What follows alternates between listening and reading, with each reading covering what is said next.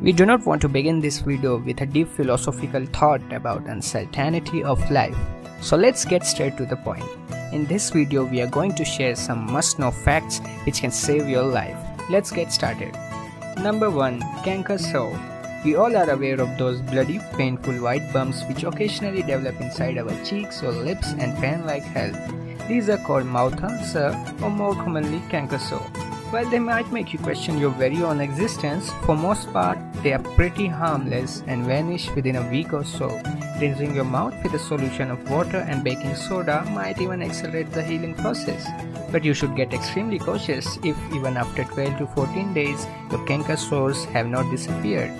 If canker sore on your tongue or mouth is not healing within about 2 weeks, it might be a case of oral cancer, and it's nothing to worry about. Just visit a medical practitioner and they might get rid of it due to early detection.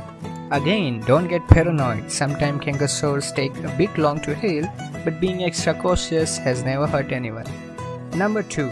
Downed power line. If while walking you accidentally find yourself near a high tension downed power line, immediately stop taking further steps. If you raise your feet to take steps, it would create a potential difference between ground and your body, causing the electric current to discharge through your body, which can be very fatal. If you find yourself in such a situation, instead of taking your feet off the ground in order to move away, take small shuffling steps instead, dragging your feet almost like moonwalk and get away from the area. If you find downed power line on your car, call the emergency services and do not try to get out of your car. If it's very necessary to get out of your car, make sure you land on your both feet at the same time. You should make sure none of your body part is touching the car and ground at the same time, and try to jump as far as possible. Number 3. Jumping into river. Who doesn't like swimming? And instead of a boring pool, you get to swim in a river. Why would you want to lose such an opportunity, right? A lot of us love to swim in river, and sometimes we have our favorite spot for jumping. But be careful. No matter how deep the spot is or how aware you are of the situation, and no matter how many times you have jumped from the same spot, you should always check the bottom for rocks and sediments before jumping, especially during the spring. Also, if the spot is very deep, try to avoid it. Many a times there are layers of water current, and if you get caught in the current beneath the surface, it might get difficult to emerge out quickly. This is often the cause of drowning. Number 4. Raised hair. Some of us like rains, some of us like storms, and our pets like neither. If you are caught in a lightning storm, or if it's about to happen, and if you notice your hair start floating, immediately seek shelter somewhere, because you are potentially going to be struck by lightning. It has happened with many people before.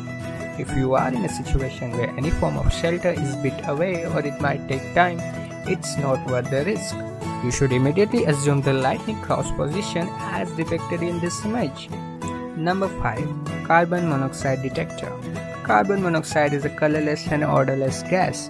To put it straight, it's a poisonous gas. Small volume of this gas can cause a headache and even hallucination. So much so that an individual over Reddit complained about his landlord putting sticky notes all over his house, only to later realize it was he himself doing it and not his landlord. Subsequent exposure to this extremely poisonous gas can even be fatal. You should always have carbon monoxide detector installed in your home and should periodically check them. Number 6. Driving in winter. Who doesn't love driving in winter mornings? At least I do. But there is a little piece of life-saving trivia you should be aware of while riding on the winter roads. If it's cold outside and you approach any bridge, control your adrenaline rush and slow down your car. You might ask why. The road seems fine, then why should I care about the bridge? It's because bridges freeze much faster than roads, and I'm sure you don't like losing control of your vehicle in mid-air, do you? Number 7. Reacting in emergency. Have you ever observed how people behave during an emergency situation such as a road accident? Often the shock factor of the accident prevents people from immediately reacting.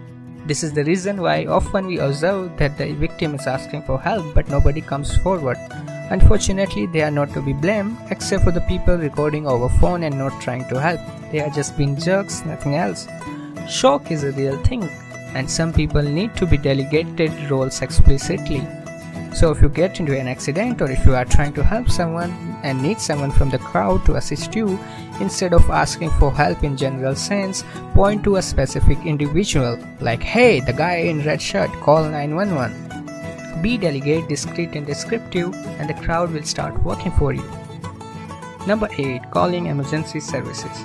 In most parts of the world, the emergency numbers such as 000, 112 and 911 work even if you do not have any credit in your phone, or even if you are not getting reception of your current cell carrier. The call will go through because your phone would pick signal from any available carrier in that area. And if you didn't already know, these numbers can be called from public telephone booths as well. Number 9. Accidental deaths. If we keep aside drug overdose, car crashes kill more people in the United States than all the other causes of accidental deaths combined. So learning how to drive safely and following proper procedures will only increase your chances of survival. And if you are in US, it might be helpful to know that around 70% of murders in US occur in 5% of the counties, and within those counties, murders are further concentrated. Know where the bad areas are and stay out of them. We have put a useful link in our video description, so do check it out. Number 10. Oil and water. Imagine it's a peaceful Sunday morning and you are in the kitchen deep frying whatever favorite thing you eat, and suddenly you find the pot has caught fire. What would you do? Our instinct says we should put off the fire by pouring water, but hey, that's an easy ticket to hell or heaven, wherever you belong. Oil and water never go well. If your frying pot has caught fire, you should quickly turn off the stove. And remember, don't you dare to put out the flames using water. Instead of pouring water, cover the pot with a lid. If you don't have a lid, dump baking soda on the pot. But again, if you don't want to melt your face, don't use any flour of any kind to substitute baking soda. Cooking is good, cooking is dangerous. Stay safe.